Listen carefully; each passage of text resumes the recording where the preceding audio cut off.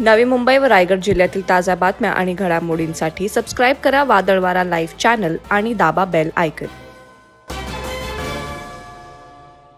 देशातील सर्वात मोठा सागरी सेतू अशी ओळख असणाऱ्या अटल सेतूवरून आतापर्यंत लाखो वाहनांनी प्रवास केला, पण काही नागरिकांना अद्यापही या सागरी सेतूवरील प्रवासाचा योग आलेला नाही। येत्या काळात या मंडळींना हा योगही अगदी लवकरच अनुभवता येणार आहे, कारण सागरी सेतूवरून चक्क सार्वजनिक वाहतूक सुरू केली जाण्याची चिन्ह पाहायला मिळत आहेत। अटल सेतूमुळे नवी मुंबई ते मुंबई प्रवास केवळ 20 मिनिटात पूर्ण करणं शक्य झालं आहे। मात्र यासाठी प्रवासी वाहन चालकांना 250 रुपये पथकर मोजावा लागत आहे। मात्र आता या सेतूवरून सर्वसामान्यांनाही परवडणाऱ्या दरात प्रवास करता येणार आहे।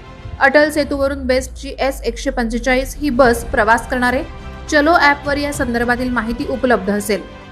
सूत्रांकडून मिळालेल्या माहितीनुसार S145 ही बस बेलापूर पासून वर्ल्ड ट्रेड सेंटर पर्यंतचा प्रवास व्हाया अटल सेतू असा करणार असून अटल सेतूवरून या प्रवासाचा महत्त्वाचा टप्पा प्रवाशांना अनुभवता येणार आहे। साई संगम, तरघर, उल्वेनोड, आई तरुमाता, Kamdhenu Auckland, MTHL, Eastern Freeway, CSMT, Churchgate स्थानक आणि कफ परेड अशा मार्गाने ही बस प्रवास करेल। प्राथमिक स्वरूपातील माहितीनुसार सुरुवातीला या बसच्या 2 फेऱ्या असतील, ज्यामध्ये पहिली फेरी सकाळच्या वेळेत बेलापूर ते वर्ल्ड ट्रेड सेंटर दरम्यान असेल, तर दुसरी फेरी सायंकाळी वर्ल्ड ट्रेड सेंटर ते बेलापूर दरम्यान असेल।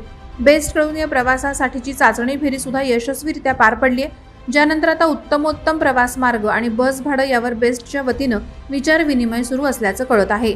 वादळवारा लाईव्हसाठी न्यूज ब्युरो, नवी मुंबई। नवी मुंबई व रायगड जिल्ह्यातील ताज्या बातम्या आणि घडामोडींसाठी सबस्क्राईब करा वादळवारा लाईव्ह चॅनल आणि दाबा बेल आयकॉन।